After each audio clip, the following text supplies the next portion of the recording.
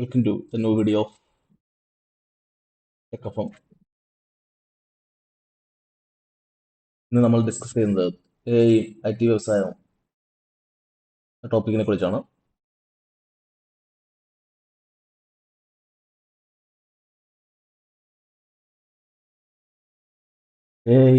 IT വ്യവസായത്തെ എങ്ങനെ പുനർനിർവചിക്കുന്നു? Software വികസനത്തിൽ വിപ്ലവകരമായ മാറ്റങ്ങൾ സൃഷ്ടിക്കപ്പെട്ടുകൊണ്ടിരിക്കുകയാണ്.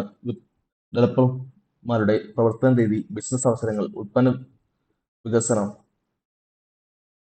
എന്നിവയെല്ലാം കാരണം മാറിക്കൊണ്ടിരിക്കുന്നു എന്ന് നമുക്കറിയാവുന്നതാണ്.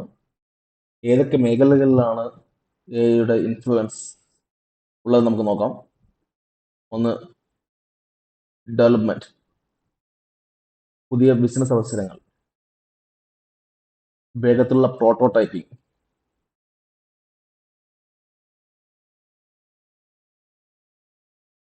ഇങ്ങനെ പല മേഖലകളിലും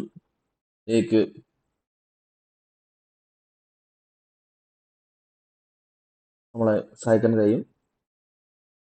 അതുപോലെ തന്നെ എഐക്ക് പരിമിതികളുണ്ട്. അതുപോലെ ടൂൾസും ധാരാളം പരിമിതികളുണ്ട്.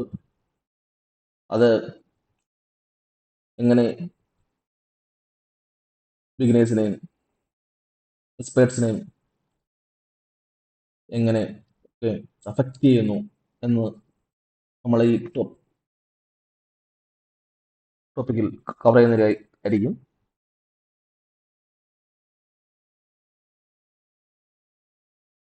എങ്ങനെയൊക്കെ ഡെവലപ്പർമാരെ പിന്തുണയ്ക്കുന്നു? ഒന്ന് എന്ന് പറയുന്നത് ഓട്ടോമാറ്റിക് കോഡ് ജനറേഷൻ എന്നതാണ്. അതായത് കോഡ് സ്നിപ്പെറ്റുകൾ നമുക്ക് വേണ്ടി സൃഷ്ടിക്കാനുള്ള കഴിവ്, അല്ലെങ്കിൽ റീഫാക്ടറിങ്, അതിനെ പുനർക്രമീകരിക്കുക എന്ന് പറയാമെങ്കിൽ, റീഫാക്ടർ ചെയ്യുക, ബഗ്ഗുകൾ മാറ്റി നല്ലൊരു സൊല്യൂഷൻ തരിക, അതിനൊക്കെ കൊണ്ട് സാധിക്കുന്നതാണ്. അതുപോലെ തന്നെ നമ്മൾ ആളുടെ ഉള്ള ബോർഡിലെ ബഗ് കണ്ടെത്താൻ എയോട് പറഞ്ഞാൽ അത് ചെയ്തു തരും. ബഗ് കണ്ടെത്തലും പരിഹാരവും അധിഷ്ഠിത ടെസ്റ്റിംഗ് ടൂളുകൾ സ്വയമേവ ബഗ്ഗുകൾ കണ്ടെത്തുകയും സൊല്യൂഷൻസ് പറഞ്ഞു തരിക നമുക്ക് ചെയ്യുന്നതായിരിക്കും. ടൂൾസ് ഒക്കെ ഉണ്ട്. അതുപോലെ തന്നെ നമുക്ക് പുതിയതായിട്ട് ലാംഗ്വേജസ്, പ്രോഗ്രാമിംഗ് ലാംഗ്വേജസോ ഫ്രെയിംവർക്കുകൾസ് ഒക്കെ പഠിക്കണമെങ്കിൽ അത് എയുടെ സഹായത്തോടെ പഠിക്കാവുന്നതാണ്. നമ്മളൊരു കോഡ് ബേസ് എടുത്തിട്ട് കൊടുത്തു കഴിഞ്ഞാൽ അത് എന്താണെന്ന് ഡോക്യുമെന്റ് ആയിട്ട് തന്നെ പ്രിപ്പയർ ചെയ്യുന്ന ടൂൾസുകൾ ഇന്ന് അവൈലബിൾ ആണ്. ഡോക്യുമെന്റേഷൻ, കോഡ് ഡോക്യുമെന്റ് ചെയ്യാൻ ടൂൾസിന് വളരെ ഈസി ആയിട്ട് കഴിയും. നമ്മൾ കോഡ് കൊടുത്താൽ അത് ഫങ്ഷണാലിറ്റി ബേസ് അതിനെ തന്നെ ഡോക്യുമെന്റ് ചെയ്ത് തരും. കേപ്പബിലിറ്റി ഇന്നത്തെ ടൂൾസിന് ഉള്ളതാണ്, ഉണ്ട് തീർച്ചയായിട്ടും. നമുക്ക് നമ്മുടെ കാര്യക്ഷമത അറൗണ്ട് ഒരു 126% വർദ്ധിക്കുന്നു എന്നാണ് പഠനങ്ങൾ തെളിയിക്കുന്നത്. The percentage volume of people in each role doing at least 30% of their work with AI tools. ഏതൊക്കെ മേഖലകളിൽ വർക്ക് ചെയ്യുന്ന ആൾക്കാരാണ് AI ടൂൾസ് അറ്റ്ലീസ്റ്റ് ഒരു 30% യൂസ് ചെയ്യാൻ നമുക്ക് നോക്കാം. ഒന്ന്, മെഷീൻ ലേണിംഗ് എഞ്ചിനീയേഴ്സ്. എയുടെ ഭാഗമാണ് മെഷീൻ ലേണിംഗ്, ഡീപ് ലേണിംഗ് എന്ന് പറയുന്നത്. അവര് നല്ല രീതിയിൽ AI ടൂൾസ് യൂസ് ചെയ്യുന്നുണ്ട്. ഡേറ്റ സയന്റിസ്റ്റ്, ഡേറ്റ അനാലിസിസ് എന്നൊക്കെ പറയുന്നത് ഒരു സൂപ്പർ സെറ്റ് ആണ് മെഷീൻ ലേണിംഗിന്റെയും ഡീപ് ലേണിംഗിന്റെയും. അതുപോലെ തന്നെ ഓട്ടോമേഷൻ വർക്കുകളൊക്കെ വരുന്നുണ്ട്. അത് കഴിഞ്ഞുള്ള ഫ്രണ്ട് എൻഡ് ഡെവലപ്മെന്റ്, റിയാക്ട്, ഉള്ള ജാവാസ്ക്രിപ്റ്റിന്റെ അതർ ഫ്രെയിംവർക്ക്സ്, Vue.js, ആംഗുലർ എന്നുള്ള കാര്യങ്ങൾ. അതുപോലെ തന്നെ ഫുൾ സ്റ്റാക്ക് ഡെവലപ്പേഴ്സിനെ സഹായിക്കും. ഫുൾ സ്റ്റാക്ക് എന്ന് പറയുമ്പോൾ ഫ്രണ്ട് എൻഡ് മാത്രമല്ല ബാക്ക് എൻഡും വരും. ബാക്ക് എൻഡിൽ നമ്മൾ പൈതോണിന്റെ ഫ്രെയിംവർക്കുകൾ ഉപയോഗിക്കാറുണ്ട്. ജാങ്കോ ആവാം, ഫാസ്റ്റ് API ആവാം, ഫ്ലാസ്ക് ആവാം, അല്ലെങ്കിൽ Node.js ആവാം, PHP ആവാം. അതിൽ വെബ് ഡിസൈനേഴ്സ്, HTML ഉപയോഗിക്കുന്നവർ, UML യൂസ് ചെയ്യുന്നവർ, ഇനി മാർക്കപ്പ് ലാംഗ്വേജ് എന്നാൽ ബാക്ക് എൻഡ് ഡെവലപ്പേഴ്സ് ആൾറെഡി പറഞ്ഞു കഴിഞ്ഞു, ബൂസ്റ്റാക്കിൽ പറഞ്ഞു കഴിഞ്ഞു. ഇവരെല്ലാം തന്നെ എ ഉപയോഗിക്കുന്നു. അറൗണ്ട് ഒരു 40% മുകളിൽ ഇവർ എ യൂസ് ചെയ്യുന്നവരാണ്.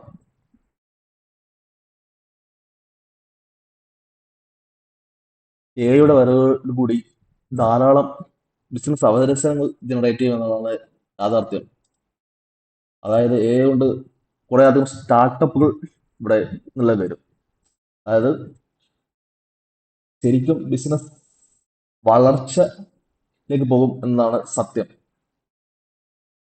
നമ്മൾ അവസരങ്ങൾ കുറയുന്നില്ല, കൂടുകയാണ്. പക്ഷെ അത് രീതി മാറുന്നു. കാരണം പണ്ടൊരു കാര്യം ചെയ്യണമെങ്കിൽ നമുക്ക് കൂടുതൽ ടൈം സ്പെൻഡ് ചെയ്യേണ്ടി വരും. ഇത് കുറച്ച് സമയം കൊണ്ട് നമുക്കത് ചെയ്യാവും. അപ്പോഴത്തേക്ക് അതുപോലെ കൂടുതൽ കാര്യങ്ങൾ, കൂടുതൽ ഡേറ്റ അനാലിസിസും കൂടുതൽ ഡേറ്റ നമുക്ക് ലഭ്യമാണ്. അങ്ങനെയൊക്കെ വരുമ്പോഴത്തേക്ക് നമുക്ക് നമ്മളെ ബ്ലോക്കിംഗ് സ്റ്റേറ്റിൽ നിന്നും പല ആപ്ലിക്കേഷൻ ഡെവലപ്പ് ആക്കും.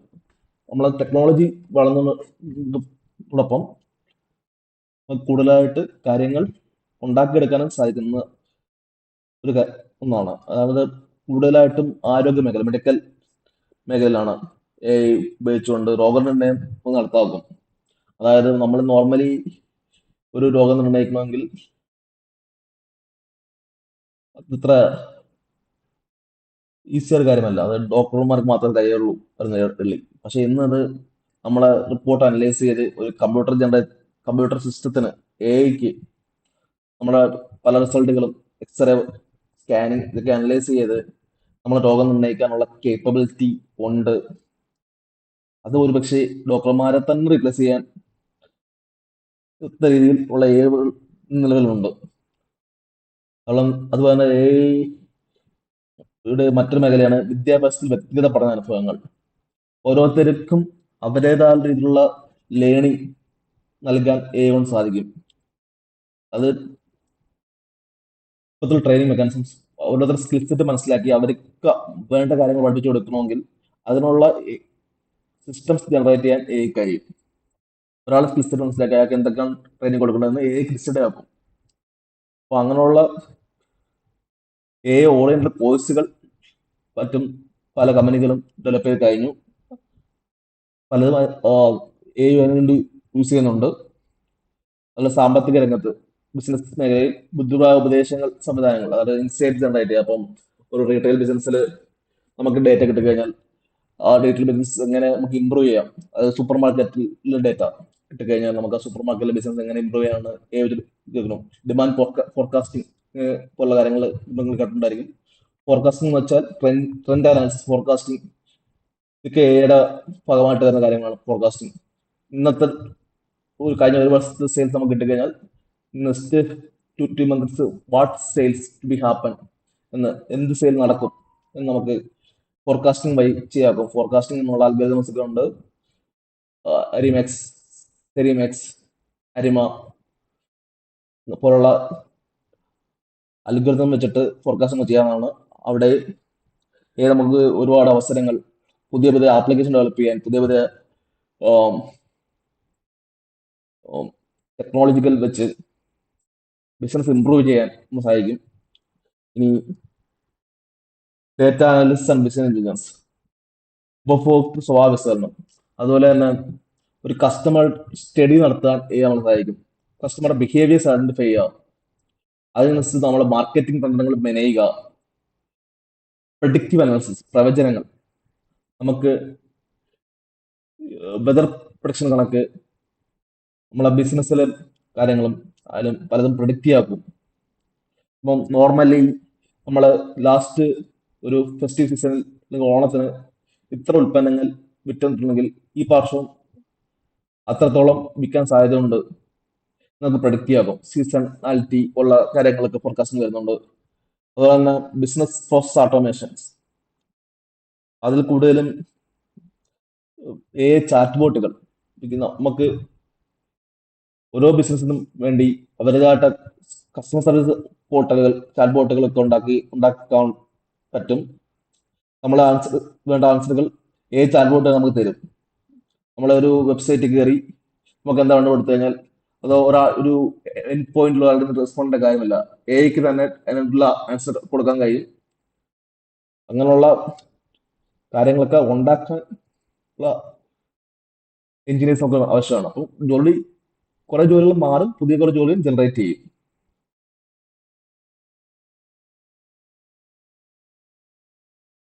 എ പ്രോട്ടോടൈപ്പിംഗ് പ്രോട്ടോടൈപ്പിംഗ് എന്ന് പറയുന്നത് ഒരു പ്രോഡക്റ്റ് ഉണ്ടാക്കുക എന്നല്ല, മറിച്ച് പ്രോഡക്റ്റിന്റെ MVP എന്ന് വെച്ചാൽ മിനിമം വ്യൂവബിൾ പ്രോഡക്റ്റ്.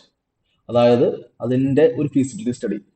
അതുകൊണ്ട് ഇങ്ങനെ ഇത് ബിഹേവ് ചെയ്യുക, ഒരു POC, പ്രൂഫ് ഓഫ് കൺസെപ്റ്റ് എന്നൊക്കെ, IP എന്നൊക്കെ പറയുന്നത്, പ്രൂഫ് ഓഫ് കൺസെപ്റ്റ് എന്നൊക്കെ പറയാം. അതായത് ഒരു പ്രോഡക്റ്റിന് മിനിമം ആയിട്ടുള്ള വേർഷൻ, ഏറ്റവും ചെറിയ വേർഷൻസ്, അങ്ങനെയുള്ള കാര്യങ്ങളൊക്കെ വളരെ മിനിമം ടൈം കൊണ്ട് നമുക്ക് ഡെവലപ്പ് ചെയ്തെടുക്കാൻ വിത്ത് ടൂൾസ്, ടൂൾസ്, കോപ്പൈലറ്റ് പോലുള്ള ടൂൾസ്, കർസർ, കോപ്പൈലറ്റ് പോലുള്ള ടൂൾസ് വെച്ച് നമുക്ക് ചെറിയ ചെറിയ ആപ്ലിക്കേഷൻ വളരെ സ്പീഡായിട്ട് വളരെ എളുപ്പത്തിൽ ഡെവലപ്പ് ചെയ്തെടുക്കാൻ സാധിക്കുന്നതാണ്. മക്കൻസി റിപ്പോർട്ട് പ്രകാരം അധിഷ്ഠിത പ്രോട്ടോടൈപ്പിംഗ് വികസനം 30% മുതൽ 50% വരെ ഡെവലപ്മെന്റ് സമയം കുറയ്ക്കുന്നു. ഡെവലപ്മെന്റ് സമയം ആഴ്ചകളെടുത്ത പ്രവർത്തികൾ ഇപ്പോൾ മണിക്കൂറുകൾ കൊണ്ടാണ് ചെയ്തത്. ഇപ്പം ഞാൻ പണ്ട് ഒരു പ്രോജക്റ്റ് ചെയ്യണമെങ്കിൽ ഒരു മാസം എടുത്തോണെങ്കിൽ ഇന്ന് ആ പ്രോജക്റ്റ് എനിക്ക് ഒരു ദിവസം കൊണ്ട് അല്ലെങ്കിൽ 2 ദിവസം കൊണ്ട് ചെയ്തെടുക്കാൻ കഴിയുന്നുള്ളതാണ് റിയാലിറ്റി. നമുക്കൊരു ലോജിക് ഉണ്ടെങ്കിൽ ആ ലോജിക്ക് ഇംപ്ലിമെന്റ് ചെയ്യാൻ വളരെ മിനിമം ടൈം മതി. അതാണ് 100% റിയാലിറ്റി ആയിട്ടുള്ള കാര്യങ്ങൾ. ഇത് പ്രോട്ടോടൈപ്പ് കാര്യമാണ്. വലിയ രീതിയിലുള്ള ആപ്ലിക്കേഷൻ വരുമ്പോൾ അത് മാറ്റങ്ങളുണ്ട്. അത് നമുക്ക് വെറും സ്ലൈഡ്സിൽ പറയാം. ഒന്ന്, ജനറേറ്റീവ് ഡിസൈൻ സവിശേഷതകൾ. നൂറുകണക്കിന് ഡിസൈൻ വേരിയേഷൻ സൃഷ്ടിക്കൽ. മികച്ച ഓപ്ഷനുകൾ തിരഞ്ഞെടുക്കുന്നു. Natural language to visual. Test വിവരത്തിലുള്ള ഇന്റർഫേസ് സൃഷ്ടിക്കൽ. ആ ടെസ്റ്റ് വിവരണത്തിൽ നിന്ന് ഇന്റർഫേസ് സൃഷ്ടിക്കൽ. അതായത് നമ്മൾ ഒരു ടെസ്റ്റ് അടിച്ചു കൊടുത്തു കഴിഞ്ഞാൽ നമ്മൾ നാച്ചുറൽ ലാംഗ്വേജിനെ വെച്ചിട്ട് അത് നമുക്കുള്ള ആപ്ലിക്കേഷൻ അല്ലെങ്കിൽ ഡാഷ്ബോർഡ്സ് ഉണ്ടാക്കി തരും. ഉദാഹരണം, ഇരുണ്ട തീമിലുള്ള ഒരു ഡാഷ്ബോർഡ് തൽസ്ഥന ദിശ, അത് തൽക്ഷണം ആ ഡിസൈനിലുള്ള ഒരു സാധനം ഉണ്ടാക്കി തരും tool. Automated testing, user interaction, simulation, ബഗുകൾ നേരത്തെ കണ്ടിട്ടുണ്ട്. ഇങ്ങനെ എല്ലാ വിധത്തിലും നമുക്ക് യൂസ് ചെയ്യാവുന്നതാണ്. പലരും കേട്ടിട്ടുണ്ടാകും കർസർ പോലുള്ള ടൂൾസിനെ കുറിച്ച്. അത് കോഡ് ജനറേറ്റ് ചെയ്യുന്ന പകരം ഒരു കോഡ് ബേസ് ജനറേറ്റ് ചെയ്യാൻ കർസർ പോലുള്ള ടൂളുകൾ നമ്മൾ ലവോൾ ഡവ്, കർസർ, മനൂസ് പോലെ ഒരുപാട് ടൂൾസ് ഉണ്ട്. നമ്മൾ ഒരു ഫുൾ സ്റ്റാക്ക് ആപ്ലിക്കേഷൻ ഉണ്ടാക്കുന്നത് പറഞ്ഞാൽ അത് ഫ്രണ്ട് എൻഡും ബാക്ക് എൻഡും സഹിതം ഒരു റീഡ്മി ഡോക്യുമെന്റ്സ് ആയത് ഉണ്ടാക്കി തരും. അതിൽ മൾട്ടിപ്പിൾ ഫയൽസ് കാണും. അത് സെറ്റപ്പ് ചെയ്യുക മാത്രമാണ് നമ്മളുടെ പണി. അതുപോലെ തന്നെ ഇത്തരത്തിലുള്ള കോഡിംഗ് കസ്റ്റമർ ശക്തമായ കഴിവുകളുണ്ടെങ്കിലും ചില പരിമിതികൾ, ചിലതല്ല പ്രധാന പരിമിതികൾ ഇതിലുണ്ട്. ഒന്ന്, സങ്കീർണമായ ബഗ് കണ്ടെത്തൽ, മെമ്മറി ലീക്കുകൾ, മൾട്ടി ത്രെഡിംഗ് പ്രശ്നങ്ങൾ, ആഴത്തിലുള്ള ആർക്കിടെക്ചർ പ്രശ്നങ്ങൾ. അതായത് നമ്മൾ എപ്പോഴും സൈഡ് ഉണ്ടാക്കുമ്പോൾ നമുക്ക് അതിന്റെ ആർക്കിടെക്ചർ അറിഞ്ഞിരിക്കണം. അല്ലാതെ മാത്രം ഡിപ്പെൻഡ് ചെയ്യാൻ പോയി കഴിഞ്ഞാൽ ഭാവിയിൽ ഒരുപാട് ഇഷ്യൂസ് ഉണ്ടാകും. അതൊന്നും കവർ ചെയ്യാൻ ഇന്നത്തെ സിസ്റ്റത്തിന് കഴിഞ്ഞിട്ടില്ല. അത് കഴിയാത്തിടത്തോളം കാലം മനുഷ്യനെ റീപ്ലേസ് ചെയ്യാനും ടൂൾസിന് കംപ്ലീറ്റ് കയ്യിലൊരുങ്ങലും അതൊരു സത്യം തന്നെയാണ്. അതുപോലെ സന്ദർഭം മറക്കൽ എന്ന് പറയുന്നത്, കോൺടെസ്റ്റ് എന്നൊരു കാര്യമുണ്ട്. നമ്മൾ പറയുന്നത് എന്താണെന്ന് പൂർണ്ണമായിട്ട് മനസ്സിലാവണം, എന്നാൽ മാത്രമേ ഉത്തരം മനസ്സിലാകത്തുള്ളൂ. ഫോർ എക്സാമ്പിൾ, ഞാൻ can you explain about Python എന്ന് പറഞ്ഞു കഴിഞ്ഞാൽ അതിന് എന്താണെന്ന് മനസ്സിലാവണമെന്നില്ല. അത് പൈതോൺ എന്ന വേർഡിന് സ്നേക്ക് എന്നൊരു അർത്ഥമുണ്ട്. അത് ഒരു സ്നേക്കിനെ കുറിച്ച് വേണമെങ്കിൽ പറയാം, പൈതോൺ സ്നേക്ക്. ബട്ട് ഞാൻ പറയുന്നത് ഇങ്ങനെയാണ്, can you explain about Python programming language. അപ്പോൾ അത് പ്രോഗ്രാമിംഗ് ലാംഗ്വേജ് മാത്രമേ പറയത്തുള്ളൂ. കാരണം സെൽഫ് എക്സ്റ്റൻഷൻ എന്നുള്ള പ്രിൻസിപ്പിളിനെ ബേസ് ചെയ്താണ് ഇതെല്ലാം പ്രവർത്തിക്കുന്നത്. അതായത് ഓരോ വേർഡും അതേ സെൻസിലെ മറ്റു വേർഡുകളായിട്ടുള്ള റിലേഷൻഷിപ്പ് വെച്ചിട്ടാണ് അതിന്റെ മീനിങ് കണ്ടുപിടിക്കുന്നത്. അപ്പോൾ പൈതോണും അത് പ്രോഗ്രാമിംഗ് ലാംഗ്വേജ് ഇതുമായിട്ട് ഒരു റിലേഷൻ വരുമ്പോൾ പൈതോണിന്റെ meaning programming Python programming language എന്ന മീനിങ്ങിലേക്ക് പോകും, ടേക്കിന്റെ മീനിങ്ങിൽ നിന്ന്. അതിനെയാണ് സെൽഫ് എക്സ്റ്റൻഷൻ എന്ന് പറയുന്നത്. അപ്പം നമ്മള് പറയുമ്പോൾ അതിന് കോണ്ടസ്റ്റ് മനസ്സിലാവണം. ഒരു ടേമോ കാര്യം പറഞ്ഞിട്ട് കാര്യമില്ല. പകരം ആ ടേമിനെ ചുറ്റിപ്പറ്റി കുറെ വേർഡ്സ് എന്റെ ഏരിയ ഇതാണ്, ഞാൻ ആരാണ്, ഇതൊക്കെ പറഞ്ഞു കൊടുക്കണം. അത് പ്രോംപ്റ്റ് എഞ്ചിനീയർ ആകണം നമ്മള്. അതൊരു സ്കിൽ സെറ്റ് ആണ്. ഇനി കോഡ് ഗുണനിലവാര പ്രശ്നങ്ങൾ, സുരക്ഷാ വീഴ്ചകൾ, അനാവശ്യമായ സങ്കീർണമായ കോഡ്. ചിലപ്പോൾ നമുക്ക് സിമ്പിൾ ആയിട്ട് കോഡായിരിക്കും, ഇത് കുറെ സങ്കീർണമായ കോഡ് ജനറേറ്റ് ചെയ്യും. അത് വലിയ ഇഷ്യൂ ആണ്. ഡേറ്റ സ്വകാര്യത, നമ്മൾ ഈ കൊടുക്കുന്ന കോഡെല്ലാം ഇത് ക്ലൗഡിലേക്കാണ് പോകുന്നത്. കസ്റ്റമർ റിപ്പോർട്ട് അത് സേഫ് ആണോ, മറ്റുള്ളവർക്ക് രഹസ്യമാക്കുമോ, ഇങ്ങനെയുള്ള സുരക്ഷാ പ്രശ്നങ്ങൾ ഇപ്പോഴും ഒരു പരിധിക്കപ്പുറം സോൾവ് ചെയ്യത്തില്ല എന്നാണ് പറയപ്പെടുന്നത്. അവർ പറയുന്നുണ്ട് എക്സ്പോസ് ചെയ്യില്ല എന്നൊക്കെ. അതൊക്കെ നമ്മൾ ഉറപ്പുവരേണ്ട കാര്യങ്ങളാണ്. അതായത് പെയ്ഡ് ആയിട്ടുള്ള ഒരു സൊല്യൂഷനും നമ്മളുടെ ഡേറ്റ ട്രെയിനിങ് പർപ്പസിന് അല്ലെങ്കിൽ അവരെ ടൂള് വികസിപ്പിക്കാൻ വേണ്ടി ഉപയോഗിക്കില്ല എന്നാണ് എല്ലാ LLMs, ലാർജ് ലാംഗ്വേജ് മോഡൽസ്, അതായത് ChatGPT, ഓപ്പൺ ആയാലും ആൻഡ്രോപിക് ആയാലും അതുപോലെ തന്നെ എല്ലാം പറയുന്നത് എന്നാണ്. ഇനി നമ്മൾ പ്രധാനപ്പെട്ട ക്വസ്റ്റ്യൻ എന്ന് പറയുന്നത് ഇത് തുടക്കക്കാരെ, ബിഗിനേഴ്സിനെ എങ്ങനെ അഫക്റ്റ് ചെയ്യും എന്നുള്ളതാണ്. ജോലി അവസരം കുറയുന്നു, അത് സത്യം തന്നെയാണ്. അതൊരു ഭയാനകമായ സ്ഥിതിയുടെ കണക്കുകളാണ് നിർത്തിയിരിക്കുന്നത്. ഇത് US കണക്കാണെന്ന് തോന്നുന്നു. ആണ് 7.5% കമ്പ്യൂട്ടർ എഞ്ചിനീയറിംഗ് ബിരുദധാരിക്ക് തൊഴിലില്ലായ്മ, 6.1% കമ്പ്യൂട്ടർ എഞ്ചിനീയറിംഗ് ബിരുദധാരിക്ക് തൊഴിലില്ലായ്മ, കമ്പ്യൂട്ടർ സയൻസ് ബിരുദധാരികൾക്ക്.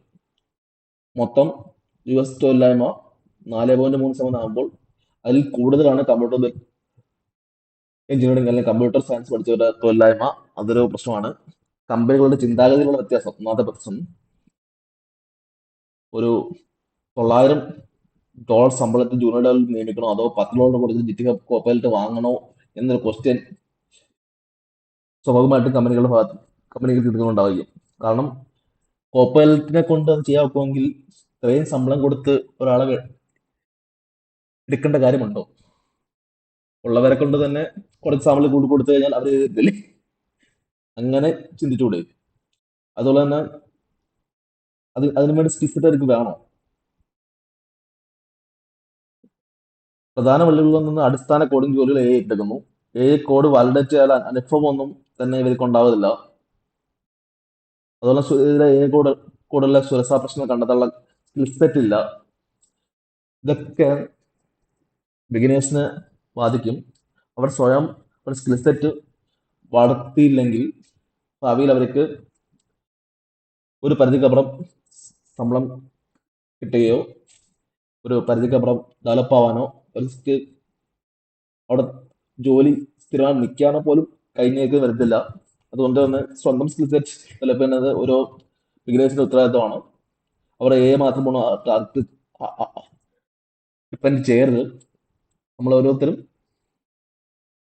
നമ്മൾ പഠിക്കാനുള്ള കാര്യങ്ങൾ സ്വന്തമായിട്ട് വിത്ത് AI ഹെൽപ്പോടെയോ അല്ലാതെ ഇഷ്ടംപോലെ കോഴ്സുകളുണ്ട്. കോഴ്സുറ, യൂഡമി, സിംപ്ലി ലേൺ പോലുള്ള ലൈവ് ക്ലാസ് സൈറ്റ്സ് ഉണ്ട്. സ്കെലാർ ഉണ്ടോ, സ്കെലാർ, ഇഷ്ടംപോലെ സൈറ്റുകളുണ്ട് കുറഞ്ഞ ചാർജിലും. യൂഡമിലൊക്കെ 1000 രൂപ താഴെയാണ് പല കോഴ്സുകളും ലഭ്യമാവുന്നത്. 500 രൂപയ്ക്ക് ഒരു കോഴ്സ് എടുക്കാൻ നമുക്ക് കിട്ടുന്നതാണ്. 2000 രൂപ കൊടുത്തു കഴിഞ്ഞാൽ കോഴ്സുകളിലേക്ക് കിട്ടും. കോറില് നമ്മളെ നോളജ് സമ്പാദിക്കുക തന്നെ വേണം. എന്നാൽ മാത്രമേ മുന്നിലേക്കാകത്തുള്ളൂ ഇക്കാലത്ത്. ഈ വിദഗ്ധർ എക്സ്പെർട്ടുകൾക്ക് പോലൊരു കൺസേൺ ഇല്ലെന്നാണ് എനിക്ക് മനസ്സിലാവുന്നത്. വിദഗ്ധർക്ക് മാത്രമേ പിടിച്ചെല്ലാൻ കഴിയൂ. പരിചയസന്നമായ ഡെവലപ്പർമാർക്ക് ഒരു ഭീഷണിയല്ല, മറിച്ച് ശക്തമായ ആയ ഒരു ഉപകരണമാണ്. അത് കുറെ കാരണങ്ങളുണ്ട്. Critical judgement. എ എപ്പോൾ വിശ്വസിക്കണമെന്ന് അവർക്ക് അറിയാം. ഔട്ട്പുട്ട് വാലിഡേറ്റ് ചെയ്യാനുള്ള കാര്യം അവർക്കുണ്ട്. തീർച്ചയായിട്ടും സങ്കീർണമായ പ്രശ്നങ്ങൾ കൈകാര്യം, എഡിറ്റ് കേസുകൾ കൈകാര്യം ചെയ്യൽ, സുരക്ഷാ കേസുകൾ പരിഹരിക്കൽ, ആർക്കിടെക്ട് തീരുമാനങ്ങൾ, ഇതെല്ലാം എടുക്കാൻ നല്ല എക്സ്പെർട്ടുകൾ കഴിയും. ഞാൻ പറയുന്നത് മിഡിൽ ആയിട്ടുള്ള ആൾക്കാരെയോ വിദേശക്കാരെയല്ല, എക്സ്പെർട്സ്. നന്നായിട്ട് ഒരു ടെക്നോളജി ഒരു കാര്യം അറിയാവുന്നവർ. അവരൊക്കെ ഒരു പ്രശ്നമല്ല, മറിച്ച് അവരെ ടാസ്ക് വളരെ വേഗത്തിൽ ചെയ്ത് തീർക്കാൻ അവർക്ക് കഴിയുക എപ്പോഴുകൂടി. നേതൃത്വ പങ്ക്. വിവേകത്തോടെ നയിക്കൽ, രചിത കോഡിന്റെ മേൽനോട്ടം, പ്രീമിയം ശമ്പളം, നല്ല ശമ്പളം എടുക്കാൻ അവർക്ക് വെക്കും. അവർക്ക് ഇതൊരു പ്രശ്നമേ അല്ല, ആവുമെന്ന് തോന്നില്ല. ശരിക്കും പറഞ്ഞു കഴിഞ്ഞാൽ എല്ലാവരും വിചാരിക്കുന്നത് കൊണ്ട് സീനിയേഴ്സിന് ജോലി പോകുന്നു. പക്ഷെ സീനിയേഴ്സിന് ജോലി ആർക്കില്ല പോകുന്നത്. ജൂനിയേഴ്സ് ആർക്കും വെച്ച് കുറെ കോടി ജനറേറ്റ് ആകും. അപ്പം ആര് വേണം? കുറച്ച് ശമ്പളം മേടിച്ച് മതി കുറെ ആൾക്കാർ. അത് കുറെ എക്സ്പേർട്സിന്, കുറെ ബിഗിനേഴ്സിന് ആരെ മതി. അവർക്ക് ഒരു വളർച്ച ഉണ്ടാകുമ്പോൾ ഇത് വലിയ പ്രശ്നമായിട്ട് മാറുന്നതായിരിക്കും.